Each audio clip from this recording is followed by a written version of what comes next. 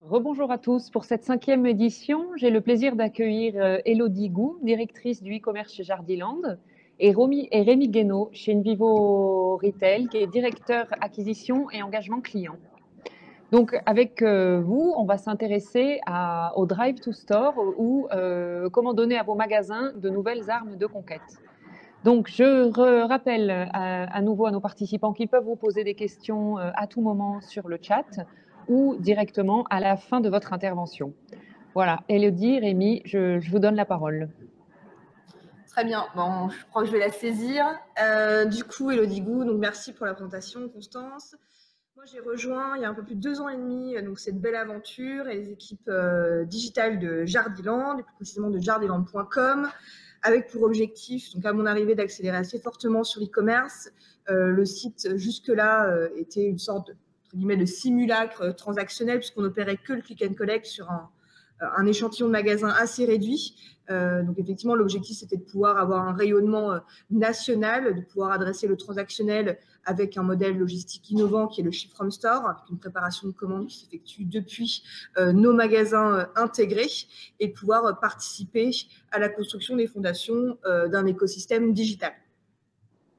Très belle intro. Je ne suis pas sûr de faire aussi bien. Donc, Rémi Guénaud, moi, j'ai rejoint le groupe en début d'année, juste avant le cataclysme Covid qu'on a connu. Je suis arrivé pour m'occuper de tous les sujets acquisition, publicité online et offline et engagement client pour Invivo Retail. Invivo Retail, ça veut dire que je travaille pour l'ensemble des enseignes du groupe, dont on va vous parler juste après. On lance la présentation. Alors, donc aujourd'hui, on va voir ensemble tout le dispositif Drive to Store qu'on a mis en place au sein de Jardiland, et plus précisément de jardiland.com. Juste rapidement, qui sommes-nous? Donc, derrière Invivo, et plus particulièrement Invivo Retail, cette presque locution latine, en fait, se cache le premier groupe français coopératif agricole, avec en son sein et au sein de la division retail, puisqu'on a plusieurs pôles d'activité, un pôle agriculture, un pôle retail et un pôle vin. Aujourd'hui, ce qui nous intéresse, c'est plutôt la partie retail, et du coup, le Retail Connect porte très bien son nom. Donc, c'est 11 structures, 9 enseignes qui gravitent autour de 3 verticales, la jardinerie, l'animalerie et l'alimentaire, adressées en généraliste ou en spécialiste. 3 KPI clés, 2 milliards de chiffre d'affaires, sur le rapport annuel 2018-2019 avec une croissance constante, un maillage physique très fort, puisque c'est 1600 points de vente. Aujourd'hui, sur les 9 enseignes travaillées, on en voit aller 90% de ces dernières sur les pictos qu'on a adressés, avec pour les plus connus des enseignes qui s'inscrivent dans votre quotidien, Jardiland, Gamme Vert, Delbar ou bien encore Bio & Co, et un maillage, effectivement, un rayonnement physique qui couvre 75% de la France. Aujourd'hui, Jardiland, c'est l'enseigne lifestyle de Invivo Retail, l'art de vivre au jardin. C'est 176 points de vente composés d'intérêts et de franchisés sur une répartition environ 60-40, et 80% de magasins qu'on a réussi à onboarder sur le service Click and Collect. Un retour d'expérience d'ailleurs sur cette année un petit peu mouvementée qui a rebattu les cartes et notre approche du commerce. Si on s'intéresse sur les 3 mois de confinement, de ce premier round de confinement, c'est des KPI qui sont très forts et qui viennent matérialiser d'autant plus l'accélération du business omnicanal. L'omnicanalité, ça a toujours été dans l'ADN de Jardiland. Jardiland.com, il s'est construit, il est né du retail. Et jusque-là, en fait, c'était le réseau physique qui permettait de supporter, de porter en fait l'élan e-commerce. Pendant le confinement, on s'est rendu compte que c'était jardiland.com qui permettait de soutenir le réseau physique et d'adresser avec ces 20 000 références sur des verticales assez larges qui viennent du coup vraiment adresser le débutant et le passionné sur de l'animalerie, de l'art de vivre au jardin, de l'alimentaire et de la déco. Donc, ça a permis vraiment d'adresser du coup ce commerce qui était au ralenti côté retail, et de faire la part belle en fait au linéaire fermé, puisque 2 tiers du chiffre d'affaires sur la période a été réalisé en click and collect. C'est un ratio qui a été complètement inversé par rapport à l'année précédente, où jusque-là, la livraison à domicile, qui est l'autre route logistique que l'on adresse sur le site, était majoritaire. Donc, un usage du click and collect qui s'est renforcé et qui s'est même, du coup, imposé. Donc, ça a permis aussi de venir accélérer la partie acculturation du réseau. Donc, on avait un service qui était déjà assez fort et largement partagé par nos directeurs de magasins, mais qui s'est vraiment inscrit dans leur quotidien et comme un vrai levier, un vrai tremplin d'incrémental de chiffre d'affaires dans un contexte mouvant et forcément orienté digital. Et c'est également aussi un vrai tremplin en termes de visibilité et notoriété. Et Jardiland a réussi à maintenir une posture d'enseigne bien perçue par nos clients et nos intentionnistes, puisqu'on a doublé le volume de visites sur le site avec un visitorat qui était en grande partie adressé par l'organique, donc sans forcément aller faire de la surenchère de communication payante. On a naturellement orienté les achats de première nécessité vers l'enseigne, que ce soit sur de la livraison à domicile ou du click and collect, avec une partie quand même de vente physique pour les quelques rayons qui étaient adressables en première nécessité. On va revenir un peu plus précisément sur l'ensemble des dispositifs qu'on a mis en place côté Drive to Store. On en a parlé jusque-là, l'omnicanalité, ça fait vraiment partie de l'ADN du coup de l'enseigne et on le travaille en 360 de manière synergique et vertueuse et on souhaitait vous partager ce retour d'expérience sur ce qu'on a mis en place et ce qu'on continue de travailler et d'optimiser au quotidien pour vraiment être un levier de trafic et de contribution au chiffre d'affaires en magasin. Voilà. Très bonne introduction au sujet de la part d'Élodie. Donc, vous l'avez compris, hein, on travaille avec et au service d'un réseau de magasins. Et donc, pour cela, on adresse un certain nombre de dispositifs qui permettent d'aller chercher une audience existante ou nouvelle et de pouvoir l'envoyer vers les magasins.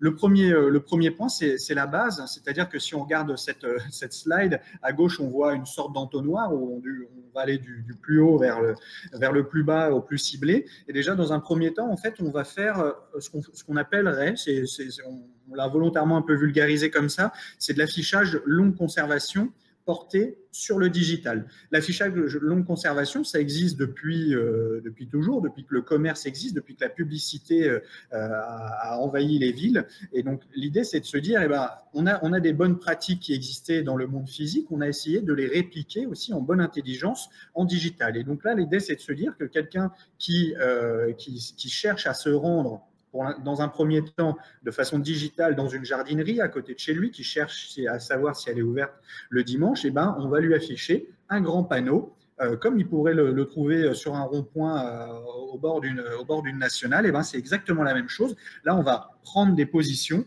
à l'année et s'assurer que quand quelqu'un cherche à se rendre dans une jardinerie, on lui affiche le bon message au bon moment. Et donc ça, c'est les ronds-points, c'est un peu les grands carrefours d'audience qu'on a mis là, que ce soit Google, les pages jaunes, que ce soit Waze, quand on prépare son trajet, on est déjà en mobilité. L'idée, c'est d'avoir de l'affichage longue conservation porté sur le digital. Une fois qu'on a fait cela, on a un visitorat qui va aller directement au magasin ou qui va se rendre sur le site web, chercher de l'information. Et c'est à ce moment-là qu'Élodie va vous expliquer ce qu'on fait. Effectivement, sur la partie visite, donc une fois qu'on a réussi un petit peu à travailler ce bassin, que ce soit d'intentionnistes ou de clients, l'objectif, c'est de pouvoir continuer vraiment à maintenir cette omnicanalité sur l'ensemble du parcours online, vraiment de bout en bout. Donc, on a vu un petit peu l'avant-vente. L'avant-vente, elle se retranscrit aussi sur le site jusqu'à se matérialiser par de la vente. Elle commence par notre capacité à avoir des relais 360. Donc, on a vraiment une e-communication. L'objectif, c'est de pouvoir digitaliser au maximum toute la partie médias de masse pour avoir une expérience la plus 360 et sans couture possible. Et pouvoir vraiment travailler la préparation à la visite, à l'achat en magasin, mais également directement via le click and collect, l'achat directement depuis jardiland.com. Donc, on va venir vraiment travailler tous les supports de communication pour se faire le relais de tous les canaux et toutes les routes logistiques proposés par l'enseigne. Ça se matérialise également au niveau de la partie référentielle. Donc, au sein du catalogue, on a cette possibilité via notre OMS de matérialiser une disponibilité, une détention du stock sur l'ensemble de nos magasins, qu'il soit click and collect ou non, avec du coup toujours cette préparation repos et cet achat click and collect. Et on vient aussi travailler donc des éléments qui soient soit informatifs, soit stressants, avec cette capacité de pouvoir même matérialiser le stock physique détenu par le magasin. Donc ça permet vraiment aux clients, en tout état de cause, de pouvoir vraiment préparer son achat, d'être soit en amont de phase un petit peu sur de la prise d'information, et puis de pouvoir être sur la prise de décision, soit via le magasin de proximité, celui qui connaît, qui lui est capable de lui adresser en plus le conseil personnalisé et le cross-selling associé, soit directement depuis jardiland.com avec un retrait click and collect gratuit depuis son magasin de proximité. Et puis, on l'adresse également d'un point de vue e-retail avec tout le présence management qu'on met en place, que ce soit directement depuis jardiland.com avec une mise en avant des actualités, des services, des promotions locales du magasin, et puis via nos solutions de présence management, un rayonnement qui se fait sur l'ensemble des annuaires en ligne et tous les dispositifs qui nous permettent d'aller communiquer en local assez finement sur la présence effectivement physique, mais aussi d'un point de vue conseil et valeur ajoutée de nos magasins. Je te laisse ensuite adresser la dernière brique. Ouais. Donc, on part du principe qu'il y a eu une recherche, qu'il y a eu une visite, et puis si par chance, hein, on espère avoir bien fait notre travail jusqu'au bout, que les conseillers en magasin, que le personnel, etc., tout le monde mette la bonne énergie au bon endroit et qu'on réussisse à faire un achat, et ben, l'histoire ne s'arrête pas parce qu'à partir de ce moment-là, on va activer un certain nombre de stratégies et de moyens pour pouvoir maintenir la relation avec nos clients, nos utilisateurs, et pour pouvoir les faire revenir.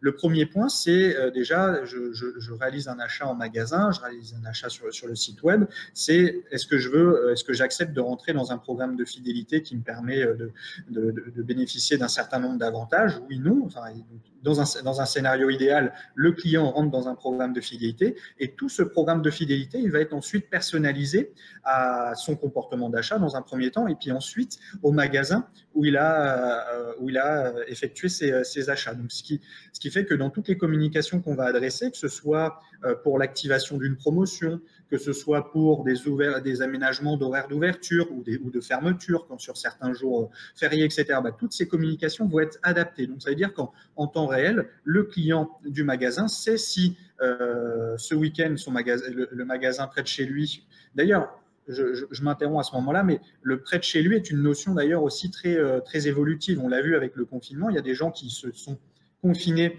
dans des régions où ils n'habitent pas habituellement, dans des résidences secondaires ou qui sont retrouvés chez la famille, etc.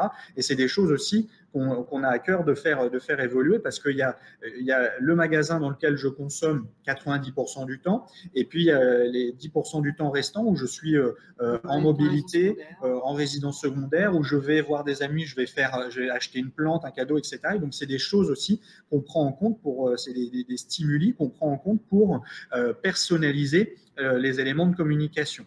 Alors, évidemment, on n'est pas encore forcément à l'état de l'art sur ces sujets-là. Il y a beaucoup de machine learning. Désolé pour cet anglicisme qu'a le vent dans le dos, mais c'est aussi un petit peu le reflet de ce qu'on fait pour pouvoir améliorer l'expérience, emmagasiner de la connaissance client et proposer des programmes toujours plus personnalisés. Donc, voilà, le programme de fidélité, il se fait le reflet de l'actualité, de l'activité du magasin. Ensuite, on a à cœur et on accompagne les magasins dans la digitalisation de leur support de communication. Historiquement, on le fait toujours d'ailleurs, mais on le fait différemment. On envoyait des prospectus, des tracts, on envoyait des lettres personnalisées, des courriers personnalisés pour faire bénéficier des meilleurs clients d'offres particulières, etc. Et tous ces supports-là qui historiquement étaient physiques et on l'a connu avec le Covid qui ont dû s'interrompre parce qu'il n'était plus possible forcément de les distribuer. Enfin, il y a toute une complexité qui s'est créée avec le contexte qu'on a connu, qui nous a permis aussi d'accélérer cette digitalisation dont on voit qu'elle est hyper bénéfique pour la compréhension des clients. Et même au-delà de ça, ça rentrait un peu en conflit aussi avec cette nécessité de se recentrer vers justement les biens de première nécessité, l'utile versus le futile, là où le papier a justement exprimé doublement ses limites. Un, d'un point de vue transmission, parce qu'on nous a imposé une distanciation sociale, et deux, aussi de se dire, est-ce que finalement, c'est pas le moment de penser des relais de communication plus éco-responsables. D'ailleurs, on ne le voit pas forcément très bien, mais sous la brique e-communication, c'est un exemple des e-tracts que l'on met en place pour soutenir en fait les jalons communicationnels de l'enseigne. Donc, on fait vraiment du national local, puisqu'on a cette capacité de pouvoir feuilleter un e-tract qui prend en compte le stock d'un produit, donc de pouvoir le regarder plus en détail, de pouvoir l'acheter, de pouvoir consulter les magasins participants et éligibles à cette opération, et de pouvoir effectivement choisir un petit peu la façon dont on veut se faire remettre ce produit, donc soit à son domicile, soit dans un magasin de proximité, ou directement depuis une visite physique et les conseils associés de la force de vente.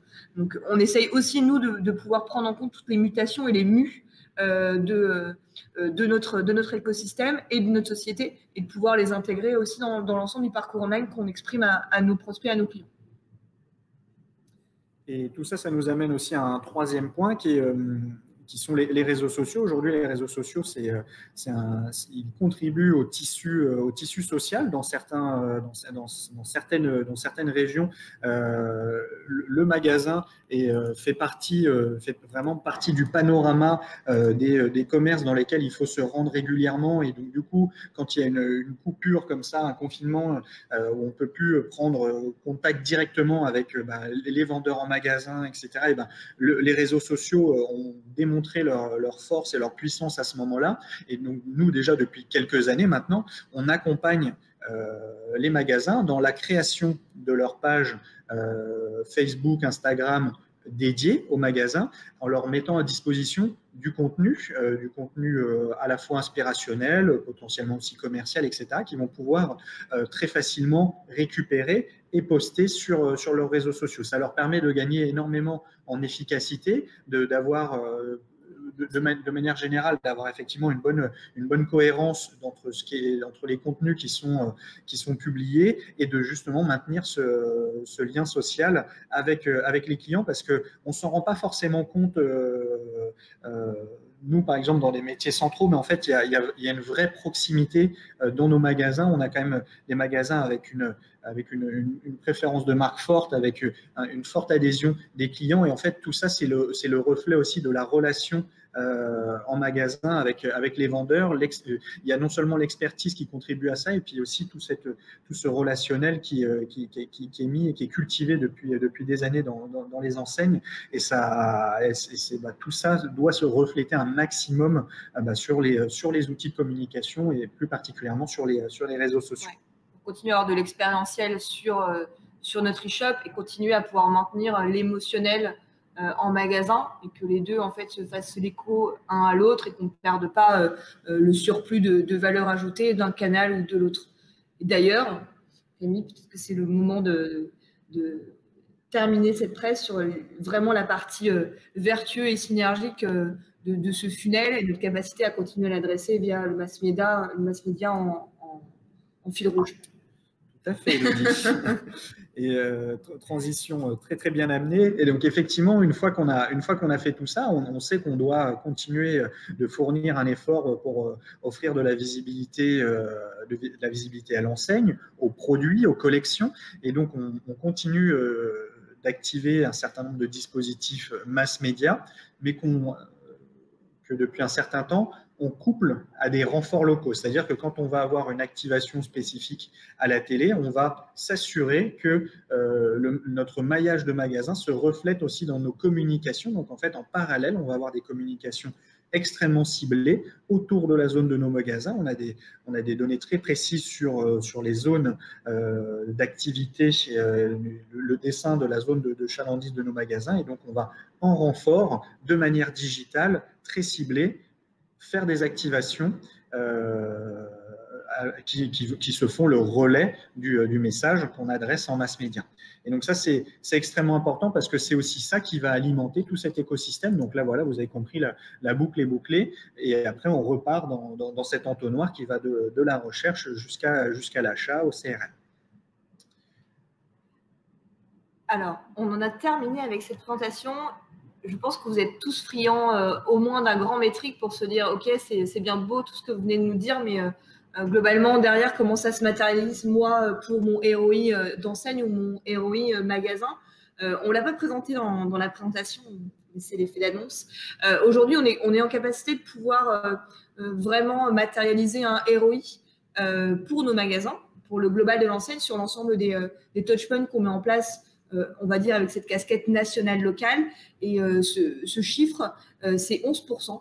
11%, c'est quoi? C'est le taux de visite en magasin, c'est-à-dire qu'on est capable d'arriver à matérialiser que 11% des clics suite à l'ensemble des relais d'acquisition que l'on met en place en externe via nos différents leviers, que ce soit du paid ou du on, se traduisent par une visite en magasin. Ce qui nous permet derrière, avec le taux de conversion que l'on connaît de l'enseigne et un panier moyen lissé au global réseau, de pouvoir matérialiser assez finement pour nos directeurs de magasins un retour sur investissement sur l'ensemble des actions que l'on met en place pour eux.